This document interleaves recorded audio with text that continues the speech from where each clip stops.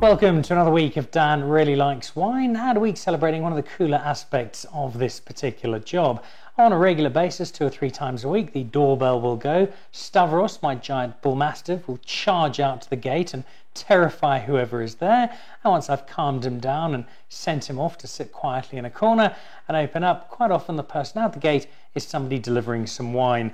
And it's great to see so much wine coming in for me to try out, not just because I enjoy it, but also because it allows me to see a little bit more and perhaps get exposed to wine that I haven't been exposed to before, and in turn I'm able to tell all of you about, and perhaps there'll be something that you'd like to have a crack at. And that's the case this week. 4 bottles of wine that have all found their way through to my cellar, and I start off with a wine from a place that I love, not just for the wine that it makes, but also because of its absolutely outstanding restaurant. It's been all change at Takara over the last little while. Miles Mossop, who was there for ages, has decided to go on his own, and justifiably so. He did a terrific job at Takara. There was certainly no bad blood. He moved on after a long stint of making some brilliant wine, and I think this would have been one of the last ones that he brought out before bidding farewell, and Stuart from Eagle's Nest making his way in. The Takara Reserve Collection is fated as being the best of some really good wine in a lovely old part of Stellenbosch, and this is a Sauvignon Blanc that has got a lot of plaudits. It's not one from Takara itself, so to speak. It comes from the property in Elgin, which is a lot cooler. You'll find a lot of the estates do that. They take wine from a different area and bring it in to be part of what they're making, simply because the terroir, the climate, wherever they're bringing that wine in, wherever they're bringing those grapes in for, they feel is just a little more suited to what they're trying to produce. Now, it's not just all change with the wine, it's all change with the restaurant as well. Towards the end of last year, Richard Carstens, who is something of a rock star in the South African culinary scene, bid farewell to Takara. He'd been there also for a long stretch. I was there for the final week of his tenure. Myself and Michael Jordan, my fellow director, enjoyed a superb lunch. Had some very, very good wine. Looking out from the modern vineyard they have at Takara and the modern cellar, out over what is a terrific view even by Stellenbosch standards. What it means when you've got that view and you've got that food, the wine does have a little bit of work to do to make sure it can keep up with everything else.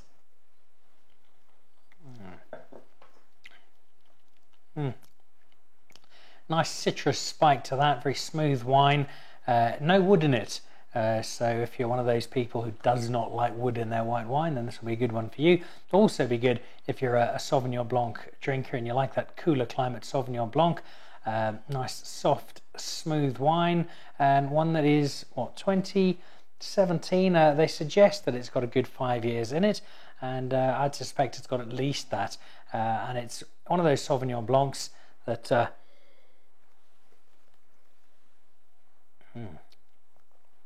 Yeah, it's definitely one of those Sauvignon Blancs that you don't need to drink absolutely immediately, and it's also one of those Sauvignon Blancs that, please, you do not need to drink at 0.1 of a degree above freezing.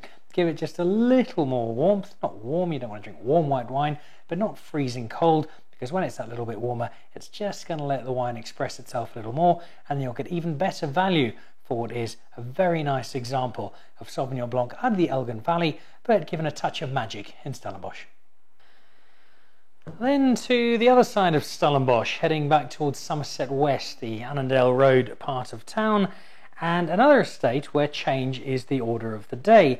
There is massive construction work going on at Ernie Els. They're redoing the entire cellar. There's been new investment. Ernie now has a partner, new owner, who's come in from Germany, and they're taking this very seriously. They've bought more land and they're looking to build on an already strong international wine reputation and increase volume while maintaining their celebrated quality. And so they're going to be producing the wine that got a lot of accolades last year. There was a very strong Platter recommendation in the red department, and across the board we're seeing Louis Strydom get acknowledged by both his peers and the broader wine drinking public for the wine that he is making. And it's mostly the red. You see a lot about the Ernie Els red wines, and they are terrific, and you see a bit about the whites as well. They're Big Easy Chenin and the Sauvignon Blanc. But then there's this one, and this one doesn't get quite so much attention. This is their Big Easy Rosé. It's a Shiraz-led rosé. It's about 2/3 Shiraz, 1/3 Cinsault.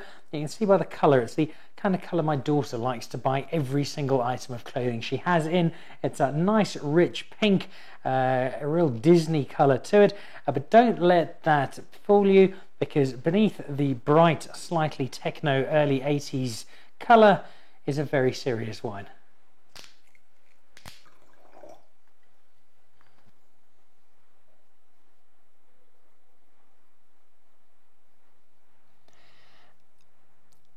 Often you'll hear a wine spoken of or talked about with all sorts of ludicrous descriptions. When it comes to a nose, you can just pick up that light whiff of a Venezuelan summer. I can tell that there's some dry tarmac on an autumn Californian afternoon. I've said as much before, and I don't always get the things that people say, but sometimes just straight away you get something. And there's a marzipan and a cherry to that particular nose. Just strikes me. And marzipan and cherry, two things I'm rather fond of, so it's a wine that's off to a pretty good start.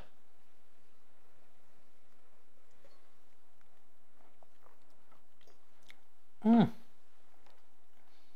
really like that. And this is nothing new in terms of rosé. We're well past the sickeningly sweet days of rosé.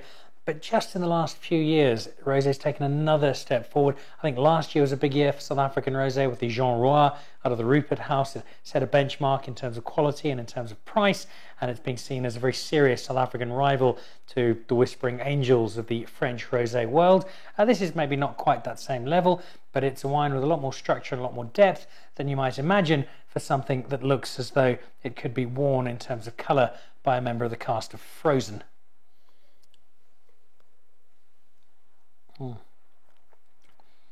And it's a rosé you could happily drink out in the sunshine by the side of a pool.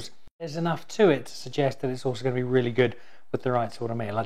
I'd love that with a good piece of tuna, nice and seared, or some fresh, legally caught and legally sized crayfish. I think those would be two terrific partnerships, but even on its own, drinking very nicely. And this is between 70 and 80 rand a bottle. Your Takara previously, that's about 140 rand a bottle. So here you've got a wine that's a touch over half the price or thereabouts, but drinking just as well. Obviously, very different style, but if you're looking for something summer and you don't feel like a Sauvignon Blanc, then this could be a little quirky, but a very rewarding purchase. And then on to one of my very favourite people in the wine industry. You've heard me talk about him before on the show. He's a great friend of mine. We went to university together, and he might be the largest human being I've ever met. And given that I've spent a lot of time doing rugby commentary and I've spent a lot of time with top boxers in the sporting world, it's no small claim to make. Not surprising then that his name is Big Rob. I believe he's got a surname, but nobody knows what it is, including, I suspect, Rob himself. And he is the man behind Haut Espoir, just across the road from Boekenhoutskloof in Franschhoek. Rob's kind of the unofficial mayor of Franschhoek, runs the place. He's the chief snake collector.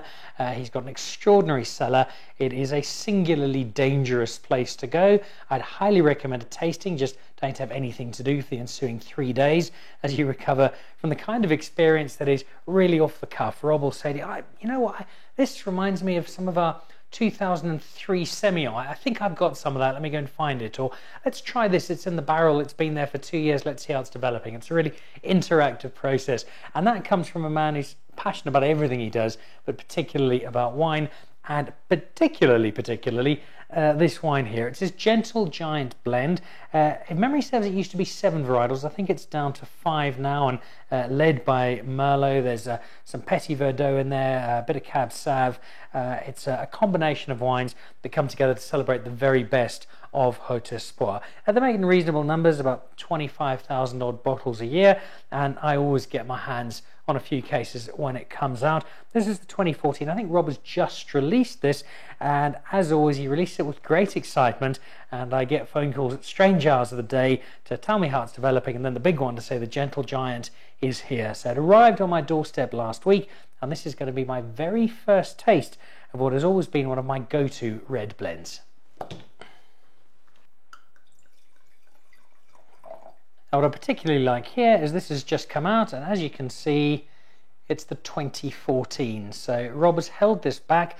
There's a huge push on winemakers, be it demand from the public or economic push, to get wine out as soon as possible, and it frequently means that red wine in particular arrives on our shelves when it could have sat a lot more happily in the cellar for a little longer. And it's certainly not always possible. It's a very capital intensive industry and you need to sell your wine to keep your business ticking over. But I'm very glad that Rob has held this back, because it means it's now 5 years old. It's making its maiden appearance and I'm rather excited.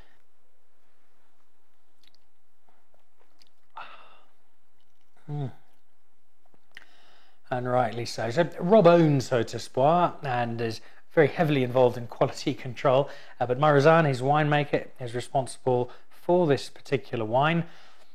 And it's just a lovely splash of everything, and it kind of speaks to Haut Espoir, because Haut Espoir is such a welcoming place. Rob is beyond friendly. I've sent all manner of people down to visit him, and every one of them gets an extraordinary welcome, and you get that sense of welcome to this particular wine. It sounds an awfully stuck-up way of describing a wine, but gregarious. I think we mentioned it with that meerkat wine of Sculpt Burgers last week. But again, it's the kind of bottle that you really want to share with friends, although you probably wouldn't be too unhappy just to have it yourself either. Lovely blend, beautiful structure, and at 5 years, sitting very nicely. Big Rob, nicely done. And then to the last of this week's wine. Now, the wine before is 120 Rand a bottle if you get hold of it at the cellar. This costs a bit more. This is probably in the region of about 550 Rand a bottle, and it is from De Toren. And De Toren, I've got the 3 wines, but the 2 ones that they are really well known for are the V and what I have to call the Z. I'm really hoping that it's not an American style Z. I hope we've kept our Z. But either way, it is a Bordeaux blend, much like the V, which is a little bit more expensive. But this one here is their new release from De Toren. A lot of change at De Toren as well. There's been a sale there. There are new owners at De Toren.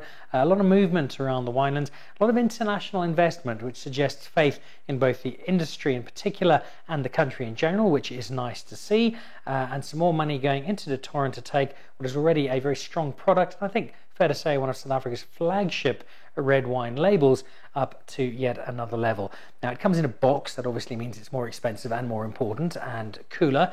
So I'm going to undo this box, which I'm rather looking forward to, because it's probably, and I say this with apologies to the guys at De Toren, it's probably about 10 years since I've had a glass of De Toren at a restaurant my friend Martin Tucker used to have in Cape Town. I'm not sure why I haven't had it since then, but they have sent me a very kind invitation to go and visit them at the estate. De Toren, I will come and visit you, particularly if this is as nice as I suspect it will be.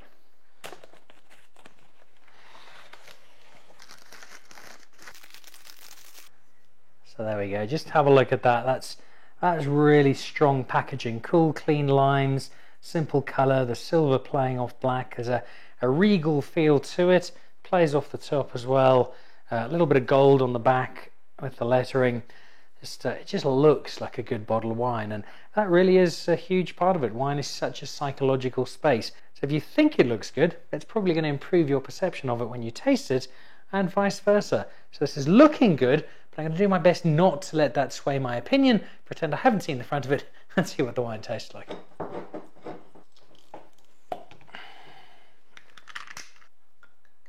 So straight away you can see that colour. It's really dark. It just looks like a rich and luxuriant wine. Packaging good, colour good, final test.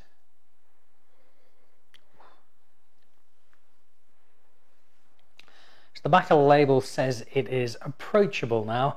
I think they're selling themselves slightly short there. It's definitely more than just approachable. You can already feel a really strong cigar-like red wine coming through. That big Bordeaux blend that is the favourite of so many red wine drinkers. You can already imagine that large slab of steak just sitting beside it and having exactly the kind of meal that Jade, my nutritionalist, will never ever know I've had. But it also says on the label that with the right cellaring, it's going to develop more over the next 10 years. And you get that sense as well, that you can kind of perceive where this is going to go. You've got that feeling that the structure is there, the balance is there. It's already a really nice bottle of wine, but it's still got some distance to travel on its particular journey. At 550 Rand or thereabouts, you'd certainly expect it to be good. You'd certainly expect it to have another decade. It's going to be out of the price range of plenty of people, certainly, but for a special occasion, or if you've just got vast amounts of money that you don't know what to do with and are looking for a new midweek table wine, then this would be an excellent choice.